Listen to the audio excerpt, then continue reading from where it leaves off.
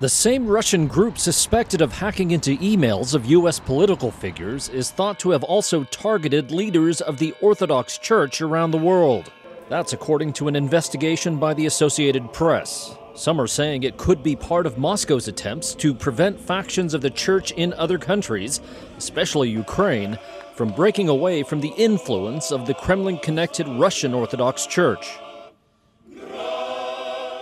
A July U.S. federal indictment said members of a Kremlin-controlled hacking group, known as Fancy Bear, have been charged with stealing emails of top Democratic Party officials during the 2016 presidential election campaign, along with a range of other cybercrimes. AP journalists, with the help of a private U.S.-based IT security firm, reviewed a list of 4,700 email addresses allegedly targeted by the Fancy Bear group. What we're working off of is a massive hit list. This shows how this hacking group, Fancy Bear, alleged recently by the FBI to be the GRU, Russian military intelligence, has gone after people. And this hit list, effectively, ranges from people in Washington, military and intelligence folks, to journalists in Russia, and now, as we've seen, religious figures in Istanbul. Istanbul is one of the spiritual homes of Orthodox Christianity, and where one of the top Orthodox clerics, Patriarch Bartholomew, is based. He's recently been considering whether to back a move by the Ukrainian Orthodox Church to break away from control of the Moscow-based Russian Orthodox Church. On August 31st, Russian Patriarch Kirill traveled to Istanbul to discuss church matters with Patriarch Bartholomew.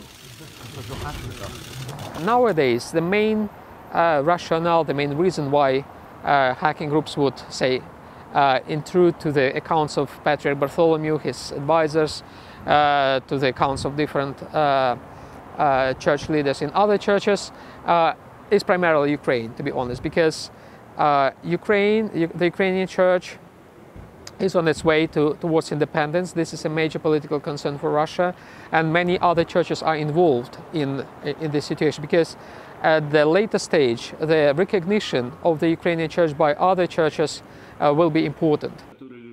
Moscow-based analyst Dmitry Oreshkin says connections between Russia's intelligence services and the religious establishment survived the fall of the Soviet Union and the KGB's reorganization. Поскольку наши церковные лидеры связаны с ФСБ, и у них из-под рясы выпирают погоны, они решают ту задачу, которую решает служба внешней разведки, грубо говоря. Они обеспечивают идеологическое обоснование политики Владимира Путина. А на Украине это понимают прекрасно и рассматривают эту версию религии как инструмент влияния вражеского государства. Ukrainian leaders have been locked in a power struggle with Moscow for years, especially after Russia's 2014 annexation of Ukraine's Crimean Peninsula and Kremlin support for separatists in eastern Ukraine. Ukraine's President Petro Poroshenko has pushed for the Kiev Church to break away from Moscow, but says it's up to the clerics to decide. Влада не втручатиметься у суто внутрішні церковні справи. Але наголошую, проте і іншим державам українська влада не дозволить цього робити. Splitting the world's largest Eastern Orthodox denomination would deal a body blow to the power and prestige of the Russian Church. The Russian Orthodox Church said it had no information about the hacking and declined further comment.